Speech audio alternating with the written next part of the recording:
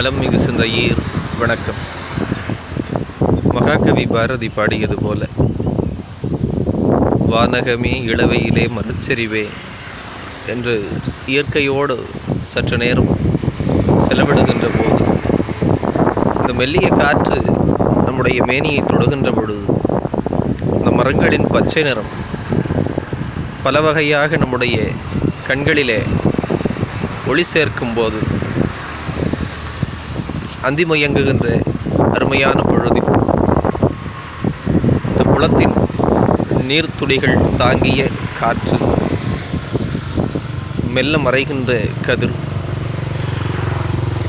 அழகாக அசைகின்ற இலைகள் அங்கங்கே இருந்து பறந்து தன்னுடைய கூட்டுக்கு திரும்பிக் கொண்டிருக்கின்ற பறவைகள், இவற்றையெல்லாம் பார்க்கவும், இவற்றின் அசைவுகளை, குரல்களை கேட்கவும் முடிகிறது என்பது நிச்சயம் ஒரு மிக இனிமையான மகிழ்ச்சியான சூழல். இயற்கையோடு இணைந்திருக்கின்ற போது இதயம் லேசாகிறது. உள்ளே கனத்து கொண்டிருக்கின்ற பல்வேறு கவலைகள் மெல்ல மெல்ல காணாமல் போகக்கூடிய சூழல் உருவாகின்றது.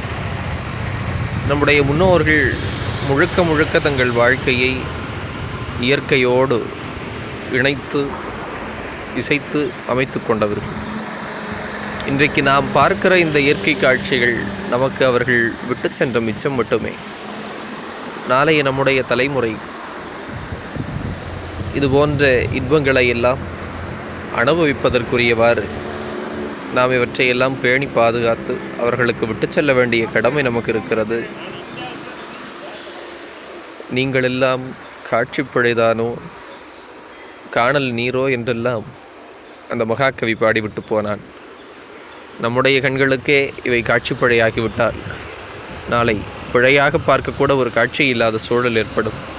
அதை கருதியாவது இயற்கையை பாதுகாக்க வேண்டியது நம்முடைய கடமை. சிந்திப்போம். இயற்கை இன்னல்கள் நீக்கி இதயத்தை இதமாக்கும் ஆற்றல் வாய்ந்தது. இயற்கையோடு